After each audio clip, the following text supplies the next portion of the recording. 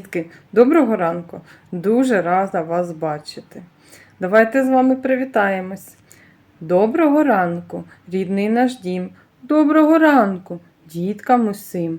Доброго ранку, сонечко ясне. Доброго ранку, земле прекрасна.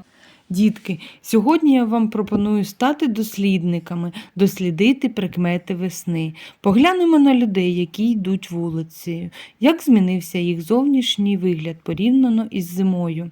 Їхній одяг став не таким теплим, А чому люди змінили одяг? тому що стало тепліше. Отже, перша ознака весни – стало тепліше. Сонце почало краще зігрівати дерева, кущі, землю. Що змінилося? На деревах і кущах з'явилися бруньки, маленькі листочки на землі, травичка.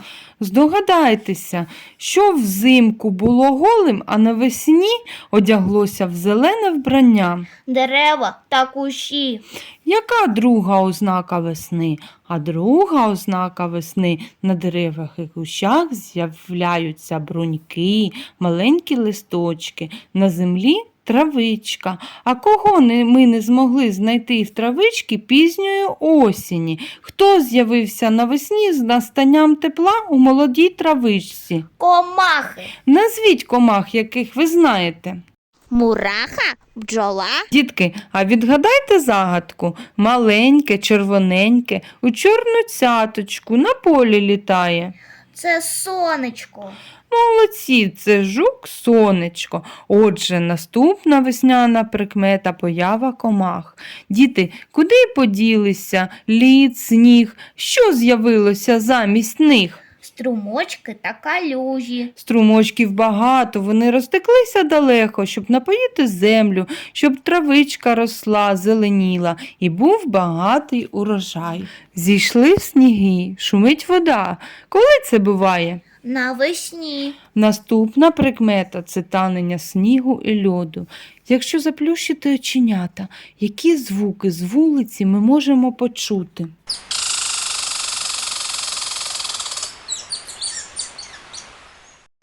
Спів пташок. Назвіть пташок, які зимували разом з нами. Голуб, синичка та горобець. Які пташки повертаються до нас із теплих країв навесні? Ластівки, лелеки. Коли птахи повертаються, вони навіщо збирають тоненькі гілочки, пух, травинки? Як ви гадаєте, що вони з ними робитимуть? Будуватимуть гнізда. Отже, наступна прикмета – повертаються з вирію птахи, мостять гнізда, висиджують пташенят. Дітки, ми поговорили про птахів, які повернулися до нас навесні. А хто влаштує їм будиночки? Вони самі собі лаштують будиночки. Птахи збирають сухі тоненькі гілочки і несуть їх хто на дерево, а хто під дах будинку, мостити гніздо, змостять гніздечко, ніби кошика, збоку проласку залишать, через проласку травички нанесуть, постелять м'яку підстилку у гнізді, знесуть туди яєчка і сядуть висиджувати пташенят. Дітки, а назвіть прикмети весни, що ви запам'ятали. Весною стає тепліше, тане сніг, прилітають з вирію птахи, все навколо розквітає. Дітки, молодці! Ви сьогодні дуже гарно попрацювали. А на згадку про наше заняття, і щоб я впевнила, що ви все запам'ятали, пропоную вам намалювати малюнок, або зробити аплікацію, або дуже гарне яскраве фото. Чекаю на ваші роботи на Вайбері. До побачення!